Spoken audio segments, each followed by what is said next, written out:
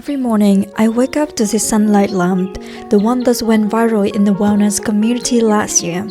I genuinely like it. It's worked well for me.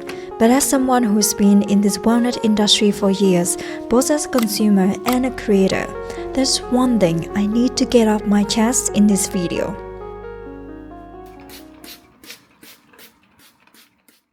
The wellness industry cares about its own profit first. Your actual well-being comes second. And sometimes the problem isn't in the product itself. It's the chasing mindset it creates, blindly following trend after trend, next must-have after next bestseller, over and over again. And in that chase, a lot of us have started forgetting the basic, the true foundations of a healthy, happy life. So let's go back to them one by one in this video. As someone who has spent a lot of money on training workout classes like Pilates, ballet, megaformers, and more, I bet you'll be surprised to hear what kind of exercise I actually recommend people doing more of nowadays.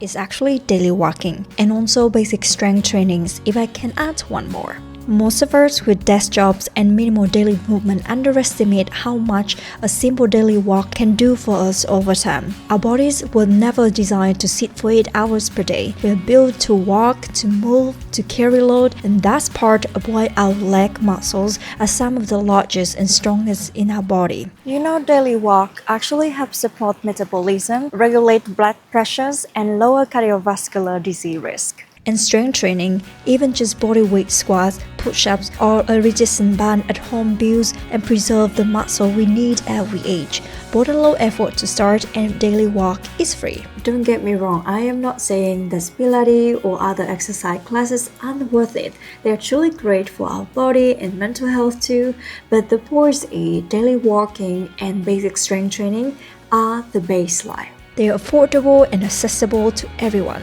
so get the basic right first before you add more and pricier layers on top.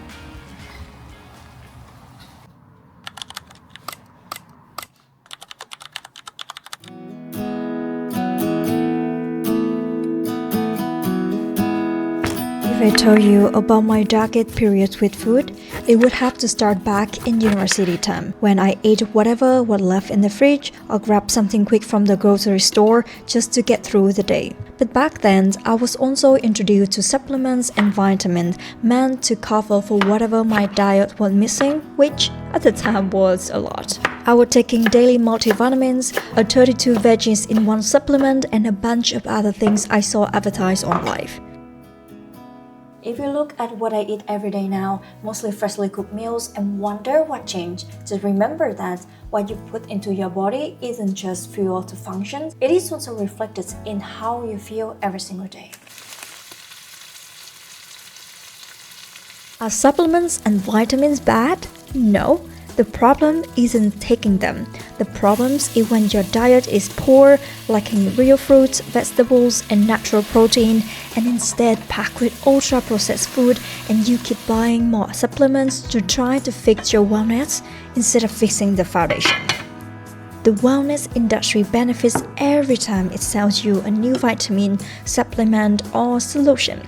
That's exactly why the natural and accessible option, just eating real, whole food, rarely gets promoted enough. Let this sink in, and then take an honest look at your plate today.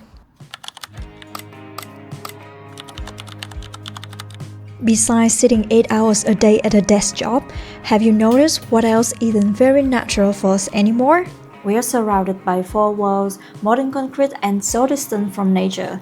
And as humans, that's not natural at all. Everyone is stressed, and of course there are countless modern products and solutions to solve that issue. I'm not against buying those solutions. I actually do sometimes.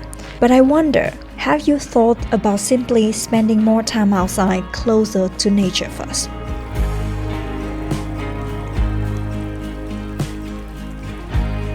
I'm very lucky to live close to a small forest where whenever I go for a walk there, it's like hitting a fresh restart button for my brain. The concrete design of modern buildings sometimes makes me feel like I can't breathe.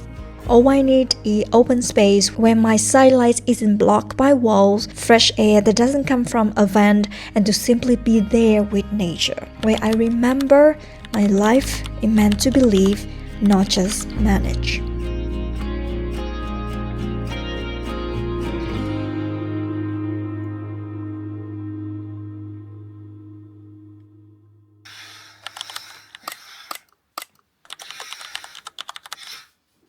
I think many of you might find this relatable to me, that when I watch a lot of wellness retreat videos on social media, I truly believed at that time that when I was really stressed, the answer was the big wellness retreat trip, something that's really big, something really far away, and also really expensive that really forced me to relax. And don't get me wrong, I think the trip could be really wonderful, but at some point I realized I was just trying to buy my way out of the problem, that a decent night's sleep repeated consistently would already solve the problem.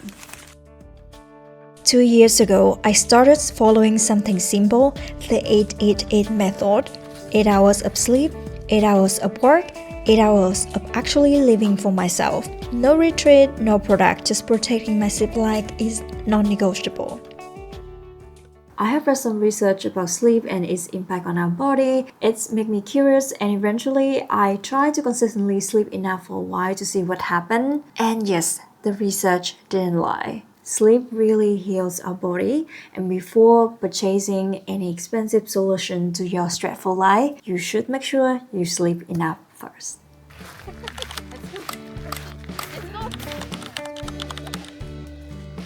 Feeling truly connected is a huge part of wellness. And honestly, this is the one I still need to work on the most myself. Sometimes I still confuse online interactions with real in-person connection.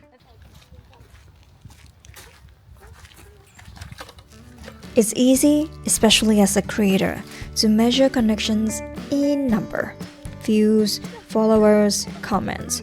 But what makes me feel like I'm truly living a meaningful life is sometimes an afternoon like this, randomly ask my friend for a walk in the park with an ice cream in my hand, and we create memories in real life together.